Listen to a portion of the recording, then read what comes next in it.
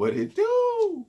Up next with Rob Dollars, and we on that NFL action. Listen, man, this past weekend we had the Pro Bowl come up, and man, listen, if you're not watching the Pro Bowl, you're missing out. The NFL, they know what they're doing with their, celebration of their all pro events. You know what I'm saying? Like they do a good job of keeping it football related, but they let the players kind of bring out their their inner kid. You know what I'm saying? To like really just have fun playing games that you grew up playing. Tug of war, relay race. You know what I'm saying? Tic tac toe, but football style. No, it's really cool. And then you got the skill stuff where they do it for the passing precision, the kicking, catching. So it's really good. It's really good. If you're not watching it, go watch it. It's on YouTube. So after you finish watching all of these episodes of Up Next, then you can go check out what happened in the Pro Bowl. Don't mess up the order. This first, then that. So yeah, and I know I haven't said it, but please remember, like, subscribe, and share. Get the word out there, man. The Beantown fandom is real. So yeah, man, the All Pro Bowl was amazing.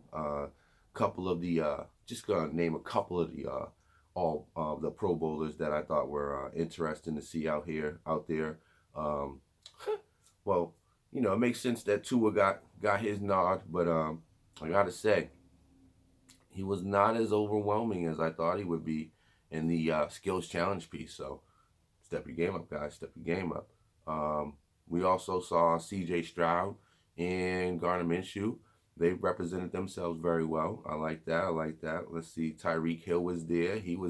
He's always energy. He's always engaging. So, when he can be at an event, I think that is a positive for the NFL. They definitely need him there.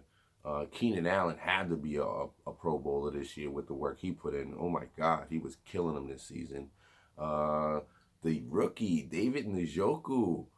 Yo, I like him a lot. I could see him, feel free to, come on over to the New England side of things, brother. Come on over. You know what I'm saying? We welcome you, for sure. We love tight ends in New England. Just saying. Slow down, pause, relax.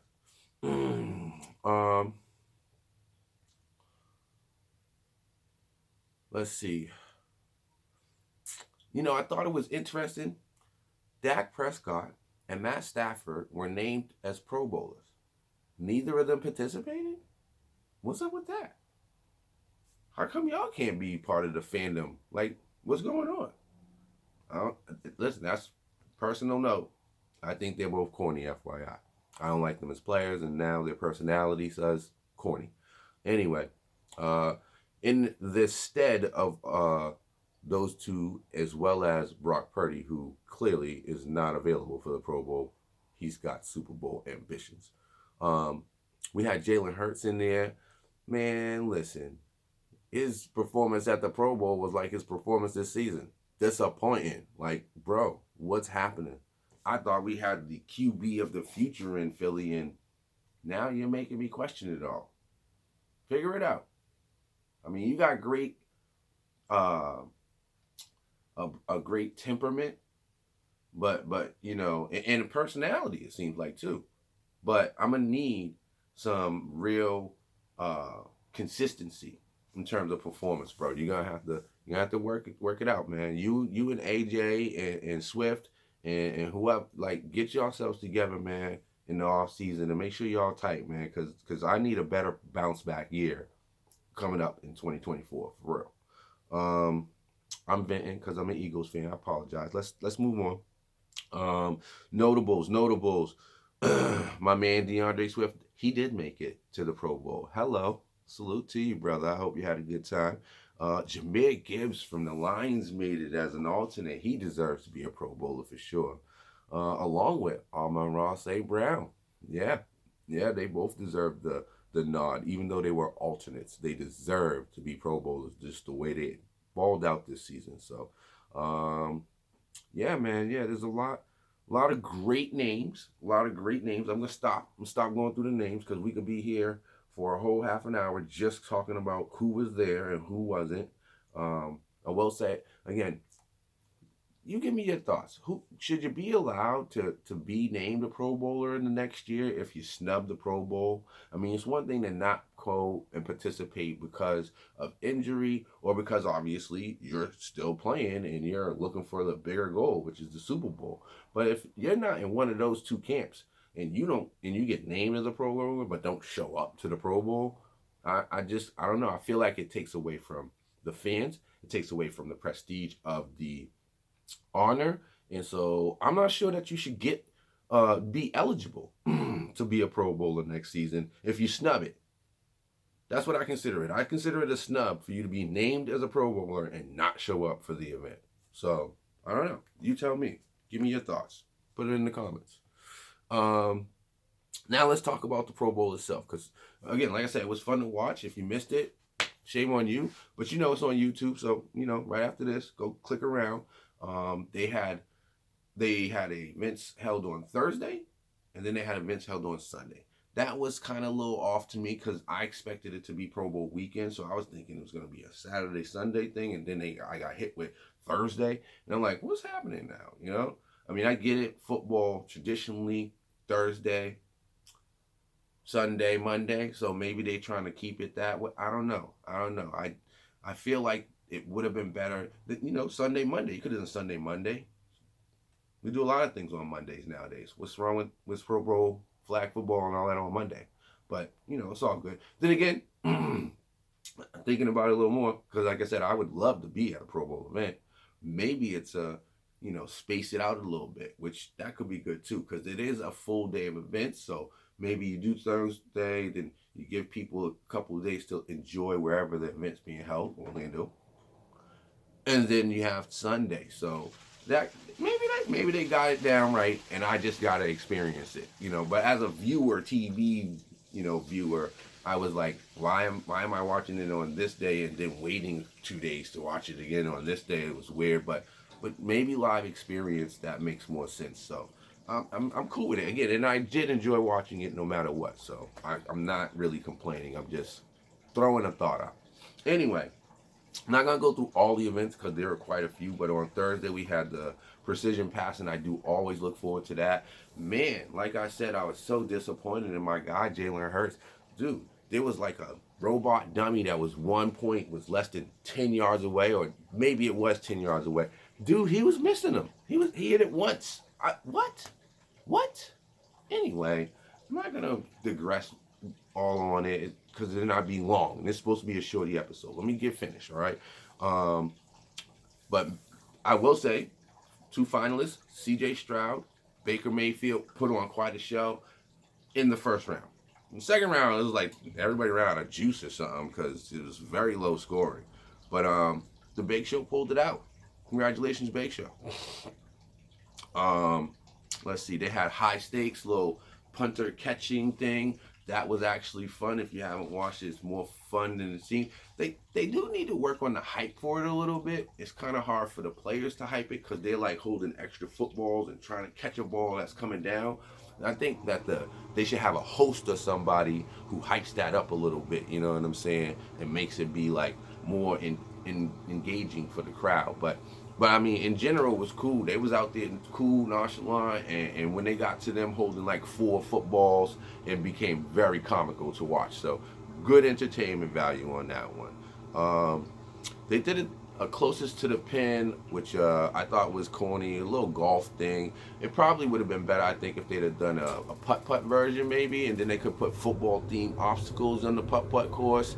Do it. I think they could have done it that way, and it would have kept everybody at the facility because it was weird. All of a sudden, for this closest to the pin thing, they switched from being at the facility where all the events were to a golf course, a real golf course, par 3. And I mean, I watched it. It was okay. I'm into golf, but I didn't think it was as exciting. I didn't know that it really fit the feel that they were creating. So, they could work on that one. Snapshots, something for long snappers. It was cool and interesting, but my man kind of twisted it up when he went, let's work smarter, not harder, and he just went and just started going gung-ho for the biggest hole, which was only 1 point, but there was a time limit, and he just kept racking up points, and he won the game. I was like, okay, that was cool. Jason Kelsey was in there, and he was like throwing for the high point one, which was like 5 points, I think, but the hole wasn't as big. So he was dinging all around it and didn't have a good score. So yeah, man, it was smooth the way he won that one. Hold on, I'm gonna give him some props. Andrew DePaulo definitely gets props for being smarter than the rest of them. And then of course the premier game on Thursday was the dodgeball game. They had 2 rounds of it. Extremely exciting. I think the second round went really fast, but the first round had some time with it, and you got to see the guys dip, dodge, and dive. You know what I'm saying? It was very cool, very cool. Highly recommended. If you didn't see it, check it out. Sunday they had kick-tack-toe. This was a good event. I just thought they cheated a little bit because they involved long snappers again, and this is supposed to be a kick competition. So they had the kickers in there, but they would rotate in the long snappers. Now the long snappers were the only reason the game seemed to end, because they were the only ones hitting the target. Kickers actually, I think 1 kick hit the board. 1. They went over the board. They was missing it left and right. So but still, that's supposed to be one of those skill positions. We count on those guys. So I would have liked to have seen them just let the kickers decide kick-tack-toe. But again, it was cool. It was cool.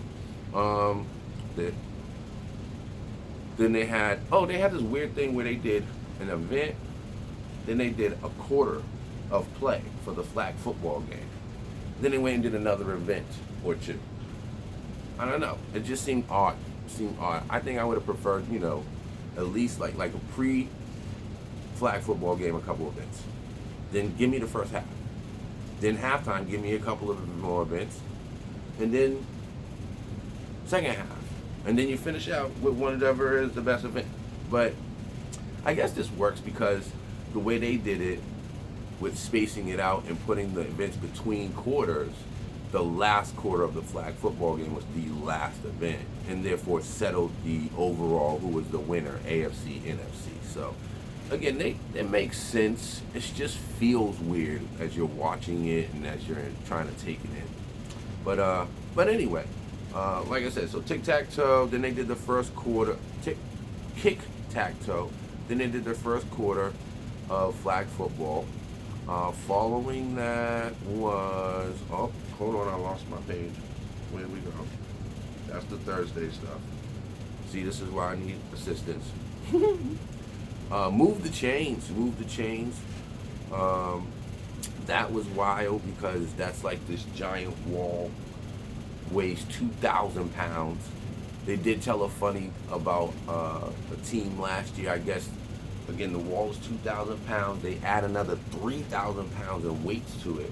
And the players have the choice of clearing all of the extra weight off and then pulling the wall, or clearing as much off as they want before starting to pull. And last year, I guess one of the teams thought they would show that they was going to flex. So they only removed like half the weight on the back and then tried to pull. I'm going to go back and watch that just because of comedy points. That's got to be the funniest thing I've ever seen. Bunch of grown football men trying to pull a over 2,000 pound wall. I'm just saying, yeah, y'all are big and diesel, but be smarter. Again, work smarter, not harder, people. Work smarter, not harder. Anyway, that was a cool event. I like that one. That one's worthy of a bring back. Then they did the second quarter. That was cool. The game of flag football was cool. I definitely had some concerns watching them play the game because I thought there were a couple of times when there might be collisions, and I'm like, don't hurt yourselves playing flag football, please.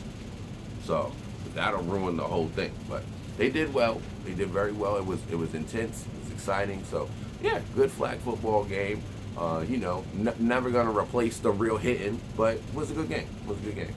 One of the events they had at halftime, they had a Madden head-to-head where they had Puka Nacua and Micah Parsons representing the NFC, and they had David Njoku and Tyreek Hill representing the AFC. The AFC got smoked early. It was fun watching it because Micah is Mr. Mic'd Up and Mr. Podcast, and he was talking good trash, good smack, especially on the winning side. So he was getting at it. Tyreek Hill was fun to watch.